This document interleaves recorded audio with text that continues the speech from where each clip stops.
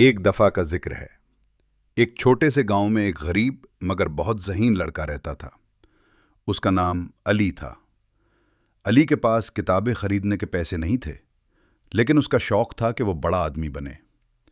وہ روز گاؤں کی لائبریری کے باہر کھڑا ہو کر اندر سے آتی جاتی کتابیں دیکھتا۔ لائبریرین نے ایک دن اس کو دیکھ لیا اور پوچھا، تم اندر کیوں نہیں آتے؟ علی نے شرمندگی سے کہا، میرے پاس کتاب لینے کے پیسے نہیں ہیں۔ لائبریرین مسکرایا اور بولا، علم کے لیے پیسے نہیں، شوق چاہیے ہوتا ہے۔ تم روز 1 گھنٹہ یہاں پڑھ سکتے ہو۔ وہ دن علی کی زندگی کا موڑ تھا۔ اب وہ روز آتا، کتابیں پڑھتا اور نوٹس بناتا۔ وقت گزرتا گیا۔ علی نے سخت محنت کی اور اسکول میں ٹاپ کرنے لگا۔